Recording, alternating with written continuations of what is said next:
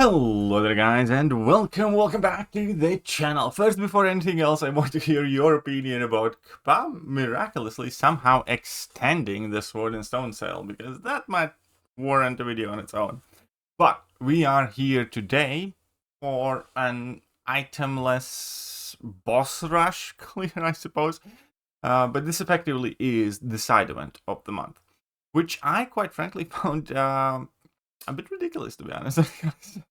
There's 20k attack there, or 18k without blast damage. Anyways, I am using Silk Photon and Anti-Venom for these, and this is an itemless claim. And first of all, here we saw that this node does not work as described, because I did have 5 hits on my combo meter in my combo chain, and I still got the glancing buff. So then I realized I cannot, in this fight, do full hit combos. So for the rest of the fight, this is quite straightforward. I'm just going to, do full hit combos, activate my level 2, then at some point I'm going to go for level 3. But the point is straightforward because of the slow that I am constantly maintaining on the MCOC. I'm not really fearful of him throwing his level 1s and getting his charges, or me doing 5 hit combos, because he's going to enter his rage mode. And I'm gonna be chill with that. Like, he didn't get his unstoppable, and I can fight him normal, and that is gonna be most of the rest of the fight. And then even if I do push him to level 2, Silk's auto evade obviously is gonna help me with that. As the fight is happening in the background, I do think another video might need to be made about the side quest, and I'm gonna go into it a bit later after I do all of the fights. But the side quest is legitimately harder than 9.3. It's like, not only the fights themselves are structured in a manner that would be befitting, I would say, 9.3 boss fights rather than 9.3 path fights. Building the team was kind of harder for this, and I kid you not, side quest more attack. Like, this quest has more attack than 9.3 does. So we're gonna delve into that a bit later, but here we can see that the fight is coming to its conclusion. It looks very, very good for MCOC, always has been, and it was quite hard to plan actually team for this. So again, I ended up with Silk, Anti-Venom, and Photon. They were fine. I did made some slip-ups in several of these fights. A couple of them are a bit comical. One of them is just a missed parry that's going to cost me like half health in this fight, I believe. But they're not like easy fights, and yeah, every mistake that I made, you guys are gonna see, it cost me at least 50% health, basically. So here, until I entered the hard light form against this Spidey, I basically just want to do mediums. Typically, doing mediums is something you'd want to avoid against this guy, but in this fight with Photon, obviously her mediums cannot miss. That is exactly why I am using Photon for this. And then when I'm gonna enter her damage mode, at that point, I can do full combos. One thing to note, when here I somehow missed a parry. I don't know why, and again, half my health is gone. What I wanted to say here, though, is he gains unblockable from our special attacks. So that is something to keep in note, that after my specials, he is gonna be unblockable for a bit. Other than that, Photon's like a very, very, very good option for this, because it's an easy miss counter. Obviously, you do not inherently have any buffs of your own, so that is good for this fight in general. And you do have plenty of debuffs. The miss counter, again, there's class advantage. Everything's working perfectly fine. So wonderful. So that's Spidey down.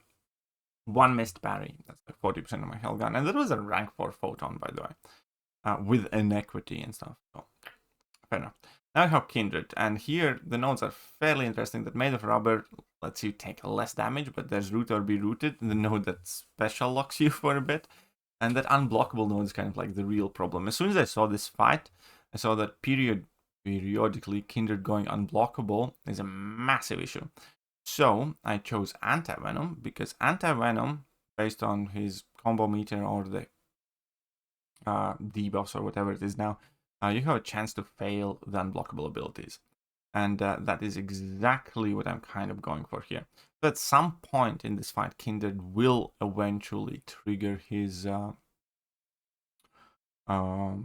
degen, and that is largely because you do need to still time around that root timer. You do not want to get rooted yourself in this, and if Kindred gets rooted, means he cannot throw special attack necessarily timely either. So it's not the greatest time, I would say. I do make a mistake towards the end of the fight. I should have started stacking up Disorients for this, because then I would be able to bypass Kindred's immortality phase, which is where I end up taking quite a bit of damage. But other than that, you know, Anti-Venom is very, very good for this fight because the node that makes your debuff duration shorter for each debuff applied doesn't really do much in this fight, as Anti-Venom's buffs are permanent. And also being able to switch off that unblockable node is absolutely huge. So you're always able to punish those specials. And yeah, no, so here I am kind of waiting out most of that degen timer. And now I do make a silly mistake, but that's fine. Here I get rooted, but we can live with that. I do hope he uses his special attack soon because those charges are climbing fast. And at this point, I kind of just want to maintain all the specials and everything else. And hopefully Disorient does its job. It will not in this case. But the final, you know, few percent, I should have probably just went for level 2 because I would have lost the Spectres rather than anything else. But here, that degen, despite me having a ton of debuffs on, still managed to do a lot of damage to me.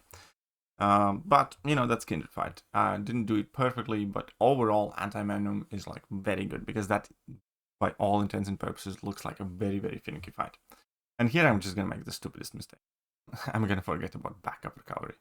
Other than that, again, Silk's perfect for this because with the Power Focus 2, you can push Ebony Maw into his level 2 and then just auto-avoid it. Now, there I was overly anxious and wasted my evade effectively on that level 1 because I tried to punish it, but, you know, fine, whatever. I'm just going to take one level 1 in block.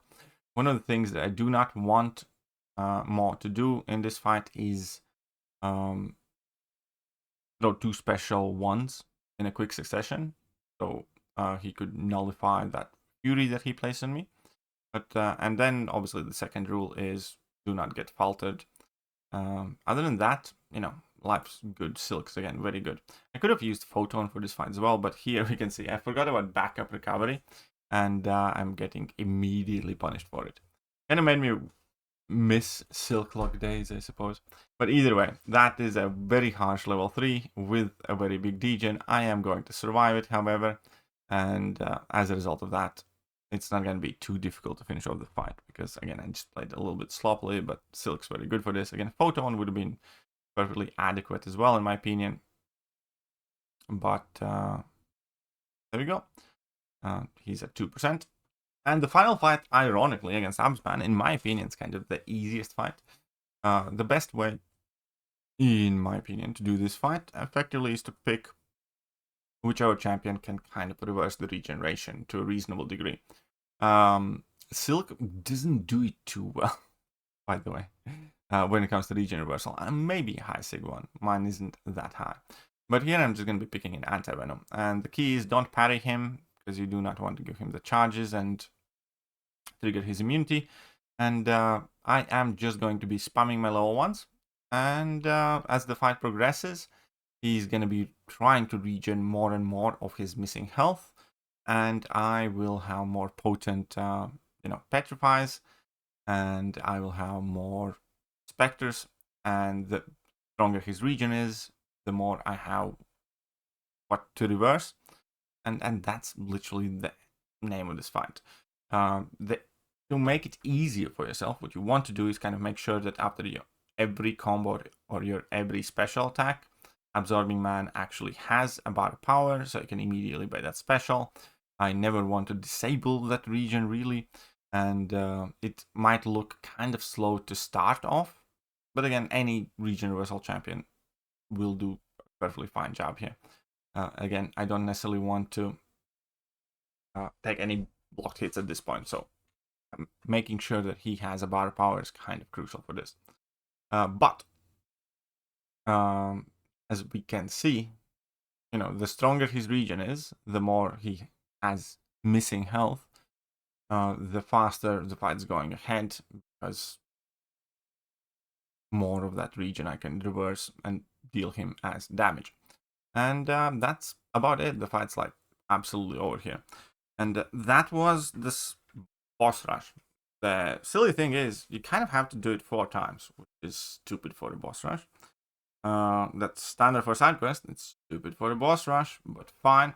And what I want to discuss here is, so this is the MCOC as pictured here. This is the side quest MCOC with 700k health and 20,000 attack. This is side quest. And again, this is like 18k on Kindred attack, 577 because he's not that tanky. But point being is, this is 9.36. This goes to 9.36. We have 980k health and 14k attack. That's kind of indicative of the rest of these things. Like, what kind of world we live in when the hierarchy of the opponent's, you know, strength or their attack values is monthly event quest, elder difficulty, 28k or whatever attack, or 26k. Then we have side quest, 20k, and then the effectively the latest story content, 14k. I still don't quite get how all of this came to be, where Elder's difficulty, side quest, 9.3 attack values.